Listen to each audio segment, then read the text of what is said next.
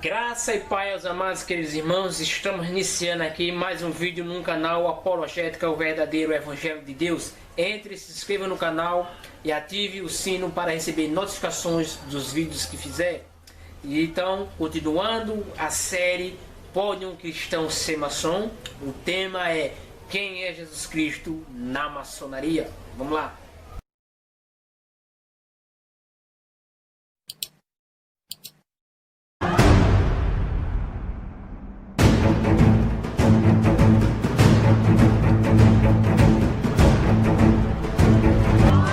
Por trás dessa porta, vamos mostrar a verdade que a maçonaria e seus líderes não mostram. E você vai conhecer os juramentos que ele faz, vários juramentos sobre a maçonaria. E você é selado e não pode contar. Parabéns, você fez um pacto, um juramento, que você jura que não conhece e nem sabe e não pode contar. Você foi enganado. Pode um cristão ser maçom? Não. De modo algum, um cristão verdadeiro não pode ser maçom, apesar de ter líderes e pastores maçom, pois esses já se apostataram da fé, há muito tempo. Isso quer dizer o quê? Que abandonaram a fé no verdadeiro Evangelho de Deus. Então, no estudo anterior, vimos que a maçonaria ela é politeísmo. O que significa isso? A adoração a muitos deuses. E também que eles, segundo Albert Park, o pai da maçonaria, adoram Lucifer com a sua doutrina luciferiana, e que Lucifer é o Deus verdadeiro e que Adonai, o Deus de Abraão, de Isaac e Jacó, é que é o Deus das trevas. Se você não viu esse vídeo, tá aí o link na descrição para você ver, onde nós falamos sobre a maçonaria, pode um cristão ser maçom, e onde vimos o nome de Deus verdadeiro e qual Deus a maçonaria serve e adora. Então, vamos agora conhecer quem é Jesus Cristo na maçonaria, Já que o seu pastor ou o seu líder religioso não diz a você, Primeiro é importante eu deixar registrado aqui que a minha intenção não é falar mal de outra religião. Não vou só apenas comparar as religiões. Eu respeito todas as pessoas, independente da religião que serve de sua confissão de fé. Só vou analisar aqui, à luz da Bíblia, se aquele grupo está ensinando em conformidade com a palavra de Deus ou não. E tudo que eu mostrar, eu vou mostrar documentos onde foi retirado. Não eu acho, eu penso, eu ouvi falar. Não, nós não trabalhamos desse jeito, mas sim o que o grupo ensina. Vamos falar o que é permitido. Quando eu falar, por exemplo, do mormonismo, eu vou falar o que o mormonismo fala, que o mormonismo tem documento e o que pode se falar e não inventar. Um exemplo simples, outro exemplo. O espiritismo defende a reencarnação. A pessoa, quando morre, sai de um corpo e a pessoa que morreu vai nascer em outro corpo. Nós cristãos, segundo as escrituras, ensinamos a ressurreição. Olha a diferença, Estou falando mal do espiritismo? Não, só estou falando o que eles ensinam em reencarnação, e nós ensinamos ressurreição. Agora você decide, você tem uma liberdade de escolha. Então vou começar colocando na tela aí uma Declaração Universal dos Direitos do Homem. Diz o artigo 18 da Declaração Universal dos Direitos do Homem: toda pessoa, homem ou mulher, tem o direito à liberdade de pensamento, consciência e religião.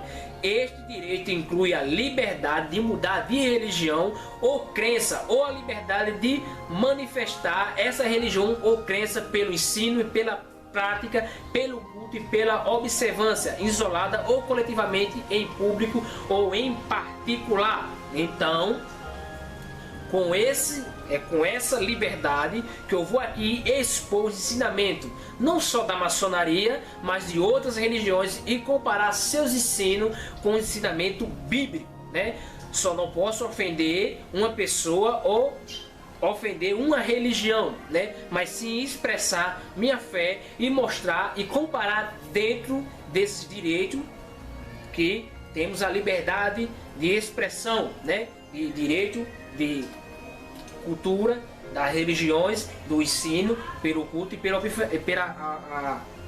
observância. Então, é com esses direitos que vamos iniciar. Fui bem claro, né? Agora vamos ver ou conhecer quem é Jesus Cristo na maçonaria.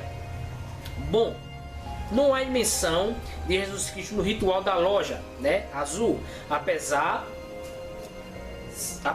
de se fazeres orações em cada reunião, né, da loja, em todo o rito de iniciação na maçonaria, Jesus não pode ser mencionado.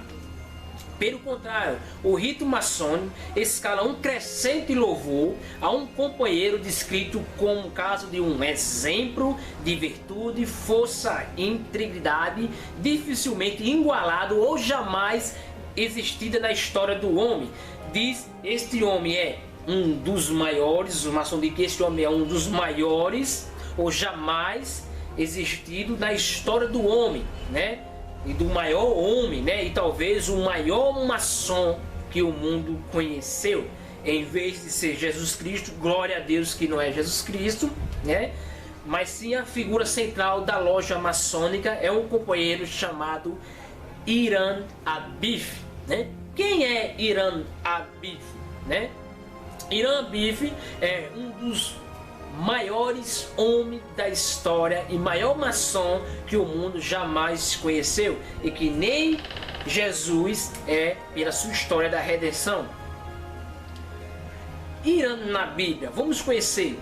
O nome Hiram Abif não consta na Bíblia, né? Existe referência de pessoas chamadas Hiram, que são Hiram, rei de Tiro, referindo-se em 2 Samuel 5:11 e em 1 Reis 5:15, né? Por ter enviado material de construção e um homem para a construção de um templo original de Jerusalém, né?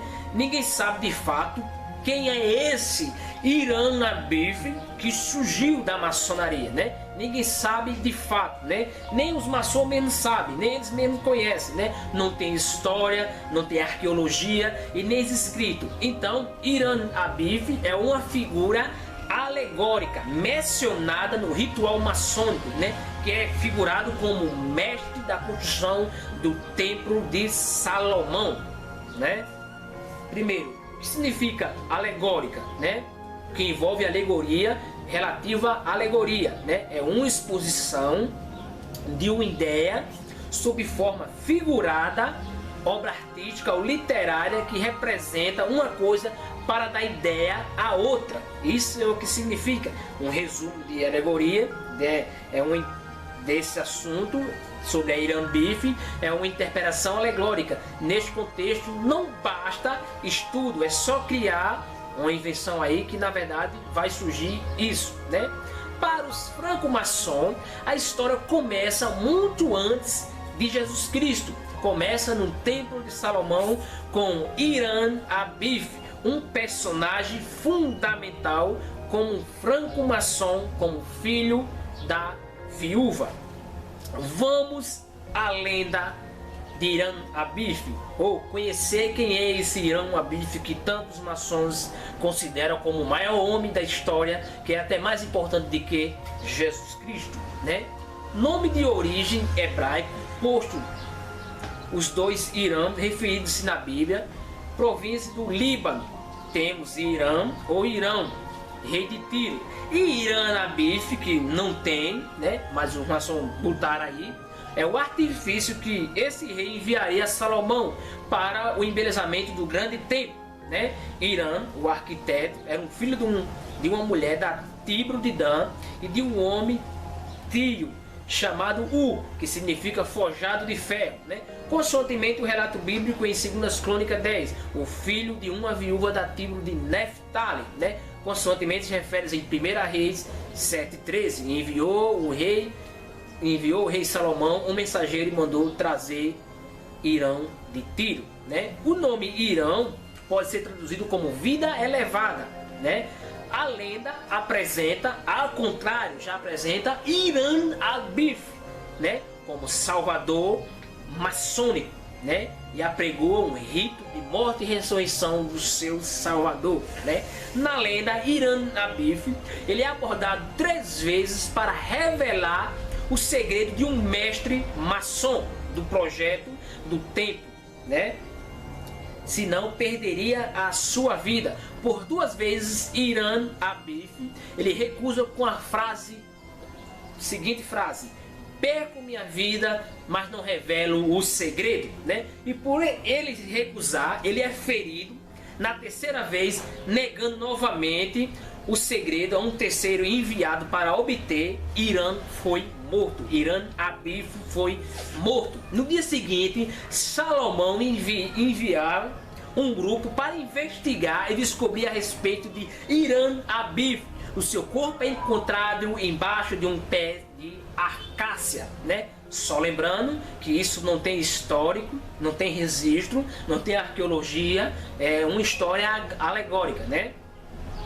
Agora preste bem atenção o que diz o maçom grau 33, senhor Brett Morin, PhD, na Maçom Story, no documento. No documentário ele diz, preste atenção, quem é? Primeiro, Brett Morin, ele é um autor americano que escreveu sobre a maçonaria. Ele é um mestre predeiro e um maçom do rito escocês, né, do grau 33. Olha o grau que ele é, né? E atualmente é editor do Scott Rite Journal, em uma publicação do Conselho Supremo da Jurisdição do Sul do Rito Escocês. Ele diz: não existe uma única versão da lenda de Irã al-Bif. Olha só, nem os próprios maçom sabe mesmo se é verdade. E ele continua, nem qualquer outra, né? E ele narrando, ele diz: segundo os maçons, o filho da viúva é o construtor do Templo de Salomão. Na história, Irã al-Bif é abordado por 3 operários, né, invejosos, porque não conheciam o segredo da construção divina e tentaram extrair dele, né? Então, Irã al-Bif é morto por não revelar o segredo da planta divina da construção do templo.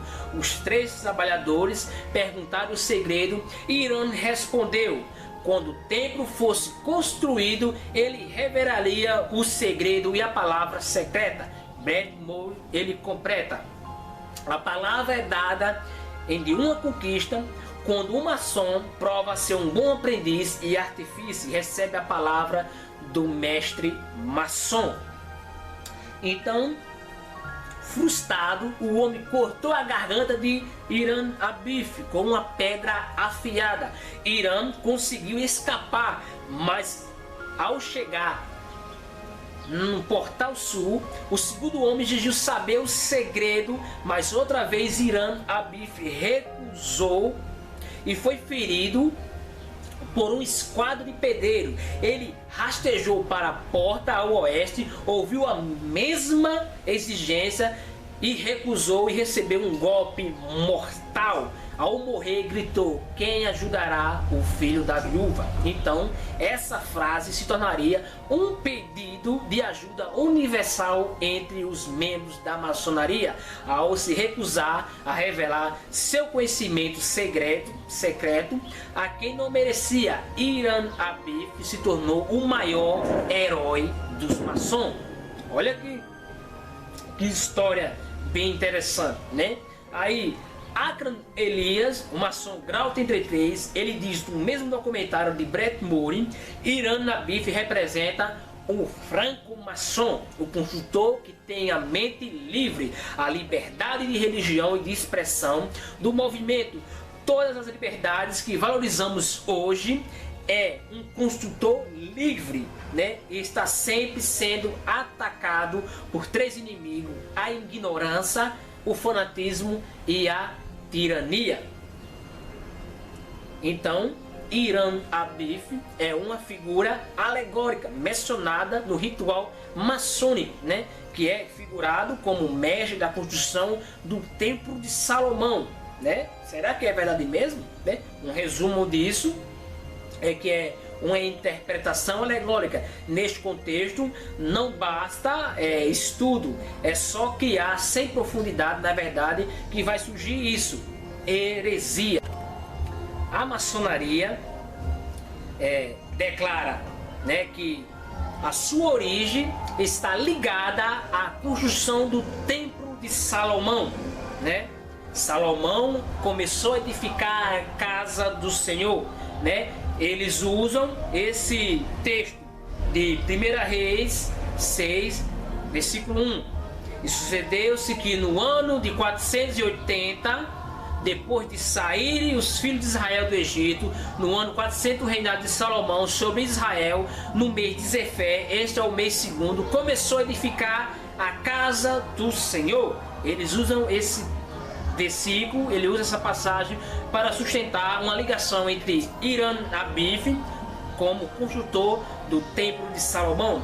Então, uma resposta apologética refutando isso aí, uma afirmação sem fundamento, né? Vejamos por que é sem fundamento uma ligação entre Hiram Abif e a construção do Templo de Salomão. Veja o motivo. Primeiro, os próprios escritores maçônico reconhecido pelo grupo, entre eles George Burack Lira e Albert Park, conhecido como pai da maçonaria até hoje. Eles disseram que a origem da maçonaria está ligada às religiões místicas do Oriente, né?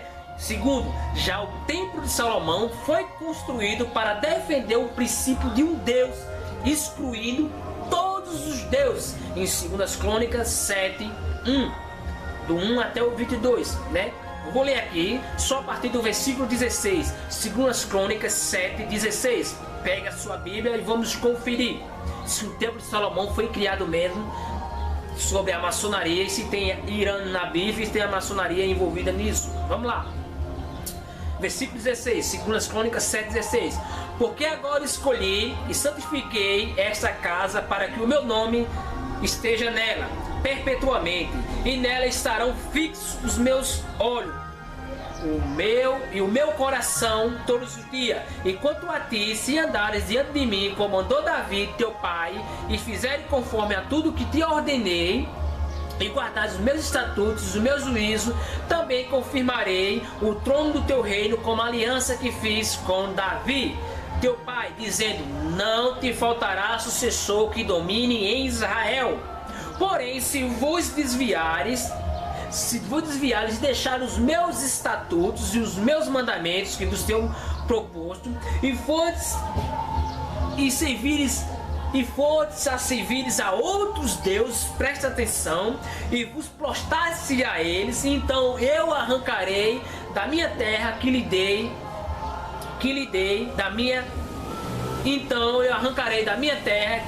e lançarei da minha presença essa casa que consagrarei o meu nome, e farei com que seja provérbios e montejo entre todos os povos. Versículo 21.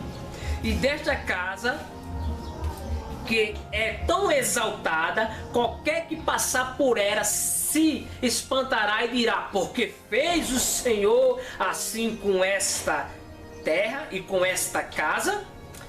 E dirão: porque deixara ao Senhor teu Deus de seus pais, e que o Senhor da terra do Egito se dera a outros deuses e postaram-se a eles e se viram. Por isso ele trouxe sobre ele este mal. Então, biblicamente, né? Então fica aqui claro que o Templo de Salomão foi levantado para adorar apenas um só Deus e não vários deuses, porque existe só um Deus e um Deus específico, com um nome específico, e o próprio Deus foi que classificou todos os deuses como falso, né? Já que a maçonaria adora todos os deuses.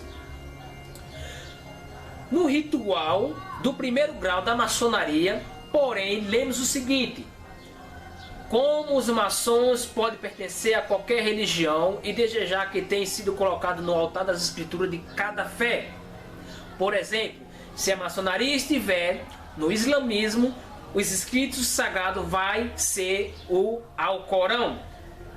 Se a maçonaria estiver no islamismo, os escritos sagrados vai ser do Alcorão, né? Maomé, não vai ser essa escritura, né? E se estiver nos Estados Unidos, onde a maioria for Mormon, então vai ser o livro de Mormon do fundador Joseph Smith, né?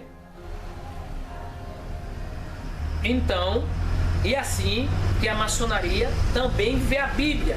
Ela vê a Bíblia como um livro sagrado, sim, como um livro de religião, mas não como único, não como a única verdadeira palavra de Deus, né? Mas sim um livro de fato normal, mas não um livro que de fato é a restauração e a salvação, né? Conhecendo o único Deus das Escrituras, né? Olha aí, né? Olha o que a autoridade maçom disse, Albert Park, no seu livro Moral e Dogma, na página 226. A maçonaria é em volta de cujos altares o cristão, o judeu, o muçulmano, o hindu e os seguidores de Confúcio e Zoroastro pode reunir-se como irmão e unir-se em oração. Aquele Deus que está acima de todos os Balaim precisa deixar os encargos de cada um dos iniciados a buscar no fundamento de sua fé e esperança os seus registros, nos registros das escrituras de sua própria religião. Então, preste atenção aqui. Ao par que ele diz, ou ele está dizendo, ou ele quer dizer, que cada país deve buscar fundamento de sua fé e esperança no registro das escrituras de suas próprias religiões. Então, a Bíblia não é a verdade absoluta se estiver no Islã. É Maomé a verdade absoluta, né? Ou se estiver em outro país que já tem sua religião. A Bíblia é a palavra de Deus só. Ela só vale onde estiver, onde for aceita. Isso reforçando o politeísmo, que em cada país tem um Deus e temos que aceitar todos e cada país segundo a maçonaria. Veja aí como eles tratam as escrituras sagradas. A maçonaria trata a Bíblia como um livro sagrado, mas não um livro como o único livro que traz a verdade. Se tiver no Islã, vai ser o Alcorão, o livro verdadeiro. Se tiver lá nos Estados Unidos, na maioria for Mormon, vai ser o livro de Mormon. Se tiver lá em Buda, vai ser os escritos de Buda, e por aí em diante vai. Continuando aqui no ritual do primeiro grau da maçonaria, mas não deve procurar impor qualquer interpretação particular do ritual a qualquer irmão da ordem. Presta atenção. Enquanto qualquer interpretação particular do ritual, qualquer irmão da ordem. Enquanto isso, o Templo de Salomão determina um só Deus, né? E mais nenhum outro. Já o templo maçônico aceita qualquer Deus à sua escolha. Então, diante disso, não é impossível haver ligação entre o Templo de Salomão e a origem da maçonaria, né? E a figura principal para a maçonaria não é Jesus Cristo, e sim Hiram Abiff, né?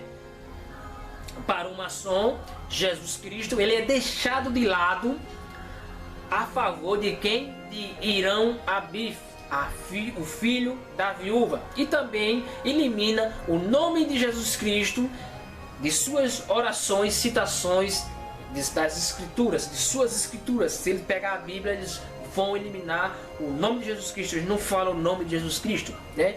Em uma fonte de oração recomendada pela maçonaria, diz assim, olha uma oração: eis nós, ó Gadu, em que reconhecemos o infinito poder e a infinita misericórdia, humildes referentes a teus pés, dá-lhes que dá-lhes que por nossa obra nos aproximamos de ti, que és uno e subsiste por ti mesmo. Presta a esse candidato agora e sempre tua proteção e ampara com o teu braço onipotente em todos os perigos por que vai passar, né? Então eles retiram o nome de Jesus Cristo de diversos trechos da Bíblia, né? E também uma oração não é feita em nome de Jesus Cristo, mas sim essa fonte de oração aí, uma oração universal, né? No ritual maçônico, nas citações, eles 1 Pedro 2,5, no ritual maçônico diz assim: para oferecer sacrifício espiritual e agradável a Deus, sendo que na Bíblia tá assim, 1 Pedro 1,5 diz: para oferecer sacrifício espirituais e agradável a Deus por Jesus Cristo. Então eles não citam o nome de Jesus Cristo. Nessa passagem, os maçons não citam também o nome de Jesus Cristo, como, por exemplo, em 2 Tessalonicenses 3:6, que diz: nós vos ordenamos, irmãos, em nome do Senhor Jesus Cristo, que vos apartei de todo irmão que ande desordenadamente e não segundo a tradição que nos recebeste. Então, onde tiver nome de Jesus Cristo citado na Bíblia, eles não vão falar, né? E também eles afirmam que a mensagem cristã sobre a redenção exclusiva da pessoa de Cristo é meramente um retorno às antigas histórias pagãs. Tá aí a fonte desse assunto, Centro Apologético Cristão de Pesquisa, né? Agora, uma resposta apologética, né, sobre a oração em nome de Jesus, né? Como se lê dessa oração se os maçons se aproximam de Deus? Como eles se aproximam de Deus nessas orações? Firmando em suas boas obras e não no reconhecimento da meditação de Jesus Cristo, aonde em João 14:3, capítulo 14, versículo 13 e 14, vai dizer: e todo quanto pedir em meu nome, isso farei, a fim que o Pai seja glorificado no Filho. E se pedir alguma coisa em meu nome, eu vos farei. Como eles chegam a Jesus Cristo, como eles chegam a Deus se não oram em nome de Jesus Cristo, né? E também em 1 Timóteo 2,5, porquanto há um só Deus e um só mediador entre Deus e os homens, Cristo Jesus. Então, como é que os maçons vão até Deus se eles não servem e não usam o nome de Jesus Cristo? Não entende? Vai entender, né? Todo cristão deve saber que a Bíblia é a palavra de Deus, né? E portanto não pode ser alterada. Deuteronômio 4:2 vai dizer: não acrescentarei a palavra que vos mando, e nem diminuirei dela, para que guardais os meus mandamentos do Senhor, para que guardais os mandamentos do Senhor vosso Deus, que eu vos mando. E também em Apocalipse 22:18-19, porque eu testifico a todos aquele que ouvir as palavras da profecia deste livro, e que se alguém lhe acrescentará alguma coisa, fará vir sobre ele as pragas que estão escritas neste livro. E se alguém tirar qualquer palavra do livro desta profecia, Deus tirará a sua parte do livro da vida e da cidade santa e das coisas que estão escritas neste livro. Então, os maçons não só retiram o nome de Jesus Cristo na Bíblia, como também proíbe que faça oração em nome dele. Aí fica uma pergunta: por que a maçonaria proíbe orar em nome de Jesus Cristo? Um dos motivos pelo qual a maçonaria proíbe, né, o nome de Jesus Cristo em suas orações é que alguns maçons não são cristãos. Isso se escandalizaria, né, e confrontaria os seus ensinos, porque Jesus não é um salvador para a maçonaria. Imagina aí, se tem um muçulmano numa loja maçônica onde só ele é muçulmano, os maçons jamais iam fazer uma oração e acrescentar o nome de Jesus Cristo. Jamais ia, se tivesse um budista lá, eles iam acrescentar o nome de Jesus Cristo na oração. Ele tinha que acrescentar o nome de Buda nas orações, o nome de Maomé, né? Então por isso a maçonaria ela se esquiva, né, ela faz esses esquivos aí para não dar ênfase ao nome de Jesus Cristo, porque Jesus Cristo não é o aceito e Jesus Cristo não é o salvador para a maçonaria, né? Mas a maçonaria, para a maçonaria, Jesus é mencionado nos espíritos maçom em meio a uma multidão de outros, né, grande mestre ou reformadores. No livro Albert Park, Moral e Dogma, na página 525, Jesus nunca aparece como alguém especial acima de outros, tais como Buda ou Maomé. Jesus é igual a todos eles, no mesmo patamar, né? Esse aí não é o Jesus da Bíblia, né? Esse aí que os maçons seguem aí não é o Jesus da Bíblia, né? Até mesmo no ritual, até mesmo no trabalho ritual de maior autoridade da franco-maçonaria, recusam-se a reconhecer o senhorio e a ressurreição de Cristo. Por exemplo, no ritual da quinta-feira, no 18º grau do rito escocês, chamado Rosa Cruz de Heredon, encontramos o seguinte, olha o que é que diz: reunimos neste dia para comemorar a morte de Jesus, não como inspirado ou divino, pois isso não cabe a nós decidir. Veja, resumindo, a maçonaria não aceita Jesus Cristo como divino e nem como ressurreto dentre os mortos, sendo que a ressurreição de Jesus Cristo é o pilar central do cristianismo, né? Jesus levantou-se dos mortos, como a Bíblia ensina. Então, a maçonaria coletivamente ela recusa dobrar-se os joelhos e reconhecer Jesus Cristo como Deus todo-poderoso, né? Fazer isso seria renunciar a seus inspirados, né, e sombrio grande arquiteto do universo por um relacionamento vital, né, com Jesus Cristo, né, e em todo o seu poder e glória. Se eles fizerem isso, eles tinham que reconstruir toda a sua doutrina, né, o grande arquiteto do universo, tudo isso. Então eles não dobram, né, eles não reconhecem Jesus, né, como também o movimento da nova era, no qual o precursor da franco-maçonaria nega também a deidade ímpar de Jesus Cristo, e de modo que outorgar a deidade a todos nós, né, querem negar isso.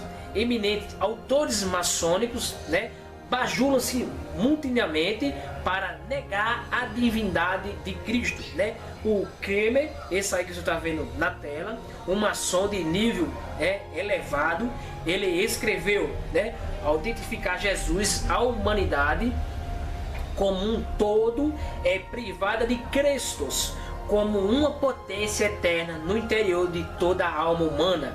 Um Cristo latente, embrionário em cada pessoa, ao divinizar assim um homem, isto é, a Jesus. Eles orfanaram toda a humanidade, né? O Rubens Crime, tá aí. Semelhante também a outra autoridade maçônica, né? O famoso Giran Book, né? Giran Daily Book, né? Olha o que ele escreve. Primeiro, os teólogos fizeram um fetiche, lembre-se dessa palavra aí, fetiche, na divindade impessoal, onipresente. Depois arrancaram o Cristo dos corações de toda a humanidade para divinizar Jesus, para que pudesse ter um Deus homem, especialmente, né, especificamente deles. Então, agora preste atenção aqui. Preste atenção quando o Giran, né, o Booker, disse, não, o Giran aqui ele disse, a palavra fetiche no dicionário significa, olha como a maçonaria trata Jesus Cristo, significa pessoa, fetiche significa pessoas que se veneram a quem se obedece cegamente. Olha, tá vendo aí? Nós servimos a Jesus Cristo cegamente, segundo os escritores maçônicos, né? Então fica claro que a maçonaria nega o Filho de Deus em sua divindade como verbo. João 1:1, que diz assim: no princípio era o verbo, e o verbo estava com Deus, e o verbo era Deus, né? em João 1,14, e o verbo se fez carne e habitou entre nós, cheio de graça e de verdade, e vimos a sua glória como a do unigênito do Pai. E não, também, eles não aceitam orações em nome de Jesus Cristo. Os maçons não aceitam orações em nome de Jesus Cristo, sendo que a Bíblia deixa bem claro que todo cristão deve orar em nome de Jesus Cristo. E tudo quando pedirem em meu nome, eu farei para que o Pai seja glorificado. João 14:13, né? E se pedir alguma coisa em meu nome, eu o farei. João 14:14. Então, Jesus Cristo, ele não é igual a Maomé, a Buda, a Moisés e a outros, como diz a maçonaria, né? E os seus líderes. Jesus Cristo é o Salvador, é o caminho para a morada eterna para todos os que creem no seu nome. Quem crê e for batizado será salvo. Quem, porém, não crê será condenado, né?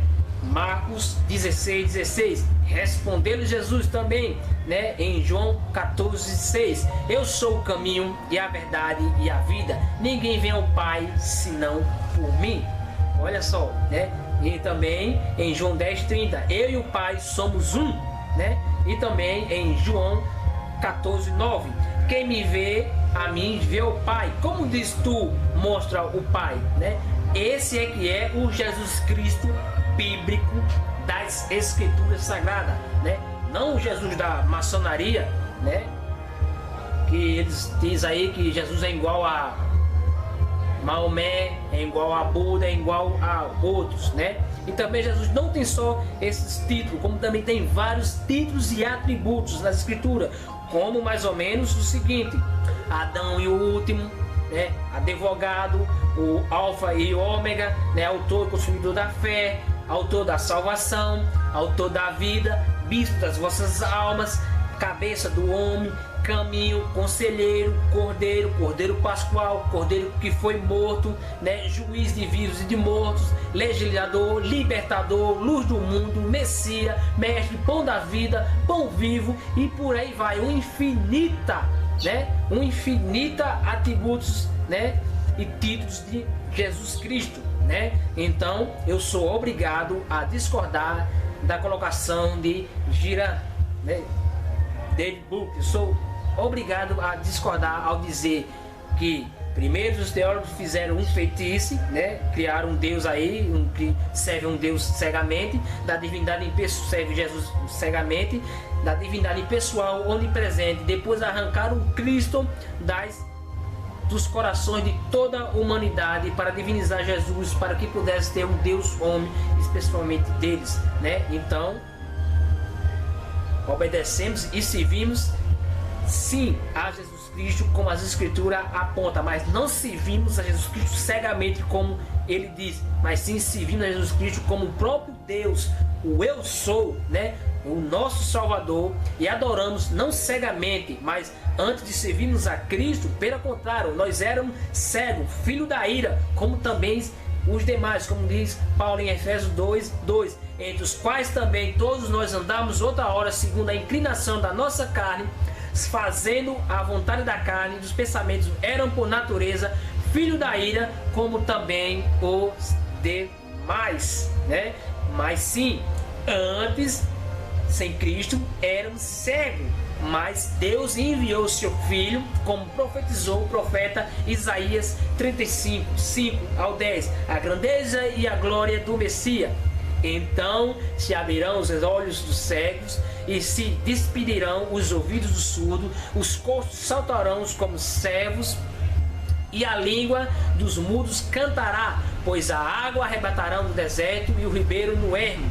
A areia se abraseada transformará em lagos, e a terra sedenta em mananciais de água, onde outra hora viviam os cachais, crescerá ervas com canas e juncos, e ali haverá bom caminho, né? Caminho que se chamará o caminho santo.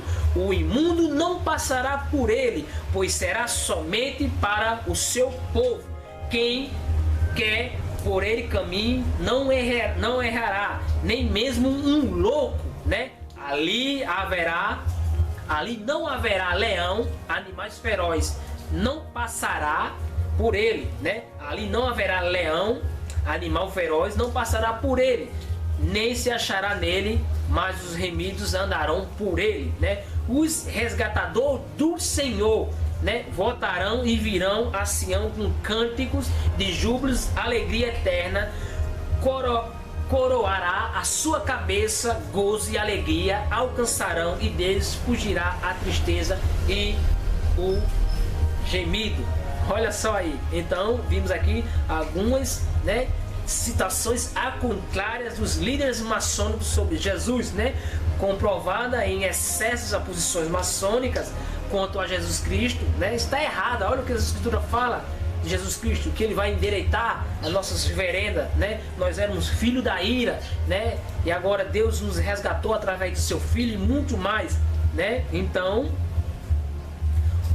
como cristão, né, os maçons quanto a Jesus Cristo, a visão deles está errada, né? E não pode ser aceita por um cristão, verdadeiramente. Isso não pode ser aceito por um cristão. Por isso que um verdadeiro cristão, ele não pode ser maçom. Ele não pode ser maçom. Tudo deixa evidente que a maçonaria, na melhor das hipóteses, negligenciam Jesus, eles negligenciam Jesus, né? E na pior das hipóteses ainda, negam sua divindade e ressurreição, né? Isso apenas deveria ser o bastante para determinar que esta é uma seita maligna, uma seita que não está em conformidade à palavra de Deus, né? Agora aí fica uma pergunta, né, para você que se diz cristãos e maçom, né, que diz que é cristão só na igreja e maçom no templo, né, que Jesus ordenou aos seus discípulos: toda a autoridade me foi dada no céu e na terra. Ide por todo mundo, fazer discípulo a todas as nações, batizando em nome do Pai, do Filho e do Espírito Santo, ensinando e guardando de todas as ordenado. E agora, como é que você, maçom, vai ordenar, guardar esse mandamento, essa ordenança que o Senhor nos direciona, né? Em Mateus 28, 18, né?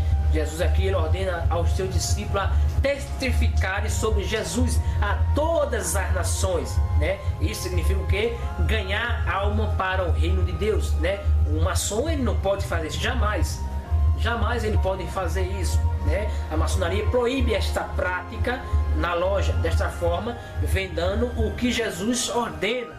E aí, você fica com quem? Com a maçonaria ou o Jesus das Escrituras, né? É difícil para um cristão maçom acreditar nisso, né? Que ele tente testemunhar de Jesus Cristo a outro maçom, se estiver na loja, né?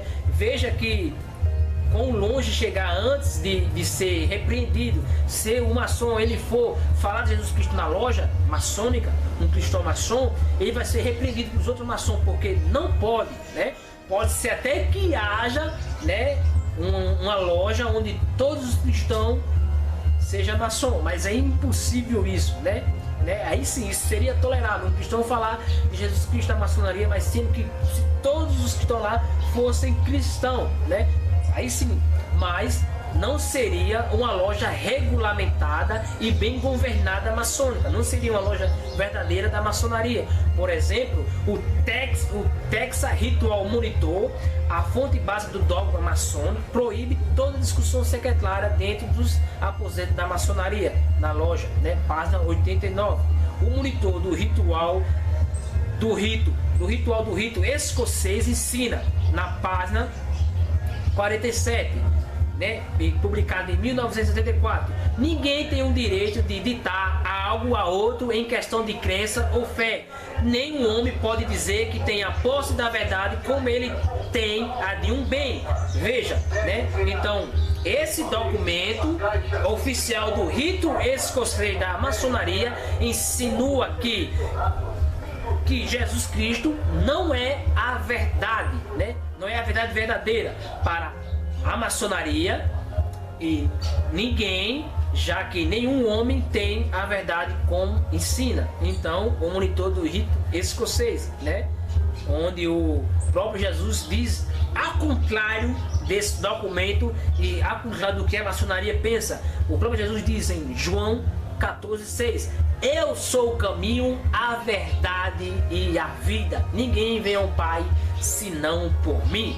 Olha, o que Jesus Cristo aqui ele quis dizer, né? O que Jesus Cristo quer dizer nesse texto aqui de João 14,6, que existe sim uma verdade, não a que o documento da maçonaria diz, que ninguém conhece a verdade e ninguém tem a verdade, né? Sim, mas sim que existe uma verdade e não há outra verdade além dele, não há outra verdade além de Deus. Cristo Jesus é a única verdade, né? Não existe outra verdade como ensina a seita, como ensina o islamismo, do fundador Maomé, como Buda, nem consultar os mortos, porque a Bíblia proíbe tais práticas do espiritismo de Allan Kardec, os sacramentos da Igreja Católica, as cerimônias dos mormons, né? As adulterações das escrituras junto com o corpo governante e sua Bíblia, traduzido no Novo Mundo, as testemunhas de Jeová, as visões e sonhos escritos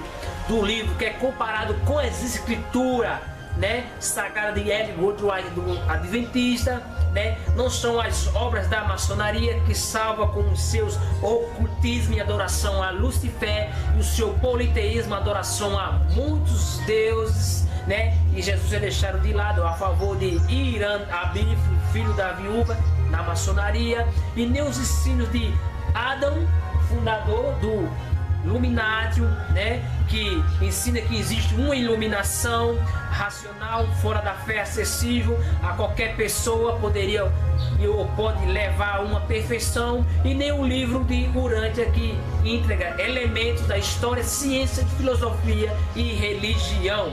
Então, mas sim, esses aí não ensinam uma verdade, mas sim Jesus Cristo sendo Filho de Deus, que morreu ao terceiro dia e ressuscitou para todo aquele que crê tem a vida eterna, para todo que crê no seu nome. Jesus Cristo, ele é o único caminho da verdade, como ele disse, eu sou o caminho, a verdade e a vida, e nem outra religião tem a verdade a não ser Jesus Cristo, né? E todo aquele que nele crê, como diz Marcos 16,16, quem crê e for batizado será salvo, porém quem não crê será condenado. Cabe a você se crer ou não. Se você crê na maçonaria, que ela vai levar você a uma perfeição e a vida eterna pelas suas obras, você fica à vontade. Se você crê nas que as seitas ensinam, que negam a palavra de Deus e negam o senhorio e a ressurreição de Cristo, e que só Jesus pode salvar, não pelas obras, mas aquele que crê nele, pela fé, fique à vontade. A escolha é sua, você tem uma liberdade de escolha, né? Mas, irmão, então por que muitos não saem da maçonaria? Isso é uma pergunta bem interessante. Primeiro, vamos lá, muitos não conhecem ou fecham os olhos para não enxergar a verdade, o que a maçonaria esconde. Essa é a primeira opção. Segundo, muitos estão presos aos benefícios que a maçonaria propôs, né? Eles não abrem mão disso, porque a maçonaria era uma instituição séria, né? Humanista, né? Ela ajuda mesmo, ela está envolvida com a política. Os maçons são mal? Não, são homens, né? De pessoas de caráter, né? E pessoas sérias, uma instituição séria, mas a nossa briga aqui é no campo da mente, na teologia, né? Então, fora isso, a maçonaria, ela ajuda o próximo, eles fazem obra de caridade, eles são nota 10. Fora isso, eles são nota 10, mas no campo da mente, no campo da teologia, na palavra de Deus, eles não seguem a palavra de Deus, né? Então, e terceiro também, porque eles não saem da maçonaria, outros pensam que a maçonaria é uma religião verdadeira. Os próprios maçons, hoje, ela nega que a maçonaria é uma religião, ela diz que é uma filosofia, mas não religião, mas os próprios autores afirmam que é uma religião, né? E quarto, e se estão lá ainda, então, depois de saber de todas essas informações que muitos estão abrindo o olho da maçonaria, muitos são levados, eles não sabem porque depois que conhecem a verdade da maçonaria, eles não sabem por que ainda? Porque muitos estão levados a que o pai da maçonaria, Albert Park, ensinou. O que é que Albert Park ensinou, né? Ele, no seu credo maçom, assegura o seguinte: olha o que é que diz Albert Park: ninguém tem qualquer direito, de modo nenhum, de interferir na crença religiosa do outro. Pronto, né? Aí é um checkmate para ninguém se interferir nas religiões e cada sai fazendo o que quer e o bem querer fora das escrituras. Então, com esse discurso de Albert Park, o pai da maçonaria, ele silencia todos na loja maçônica, ao ponto de ninguém buscar informações sobre o seu credo e crença da maçonaria, nisso levando milhões ao engano sem conhecimento. Então, os maçons têm fidelidade à loja e não a Jesus Cristo, né? Com esse declaramento de Albert Park, a fidelidade é 100%, mas eles não têm fidelidade a Jesus Cristo nenhum. Os juramentos maçons forçam um cristão a desobedecer a Jesus Cristo, né? Um cristão não pode ingressar na maçonaria sabendo que ele vai ser levado a blasfemar contra Deus, né? Ensinou aqui: ninguém pode servir a dois senhores, como diz em Mateus 6:24. Então, o cristão não tem opção de ser maçom e ser cristão ao mesmo tempo, né? Ele precisa decidir por Cristo ou por politeísmo, né? Envolvido Baal ou Osíris. Ele tem que decidir quem ele quer, né?